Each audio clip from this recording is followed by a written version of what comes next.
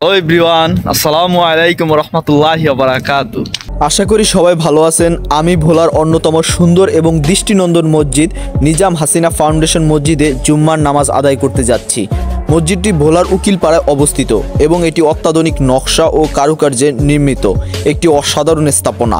এখানকার পরিবেশ এবং মসজিদের সৌন্দর্য যে কারো মন জয় করে নেবে। মসজিদের পাশেই রয়েছে নিজাম হাসিনা ফাউন্ডেশন চক্ষু হাসপাতাল, যা মানুষের চোখের সেবা দিয়ে আলোর পথ দেখাচ্ছে। আজকের ভিডিওতে মসজিদের ভিতর ও বাইরের সৌন্দর্য, এর নান্দনিক নকশা এবং পরিবেশ নিয়ে কিছু বিশেষ মুহূর্ত আপনাদের সামনে তুলে ধরার চেষ্টা করব।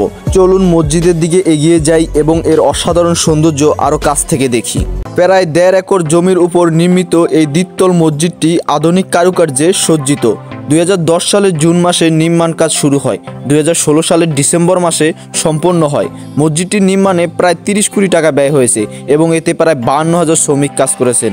মসজিদটির স্থাপত্য কামরুজ্জামান লিটন আধুনিক ও ঐতিহ্যবাহী স্থাপত্য শৈলীর সমন্বয়ে এটি ডিজাইন করেছেন।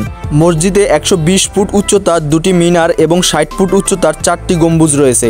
নারী ও পুরুষদের জন্য আলাদা নামাজের স্থান ও উজুখানা, ইসলামী লাইব্রেরি আছে। রমজানে ইত্তেকাফকারীদের জন্য গোসলখানা, ইমাম ও মুয়াজ্জিনের জন্য কক্ষ রয়েছে। মসজিদের সৌন্দর্য বৃদ্ধির জন্য রাতে আলোকসজ্জা এবং চারপাশে ফুলের বাগান রয়েছে। এই মসজিদে একসঙ্গে প্রায় 2500 মুসল্লি নামাজ আদায় করতে পারেন। এছাড়াও মসজিদে এসি, আধুনিক উজুখানা, সার্বক্ষণিক বিদ্যুৎ সুবিধা প্রদানের জন্য জেনারেটরের ব্যবস্থা এবং সুন্দর কার্পেটের ব্যবস্থা রয়েছে।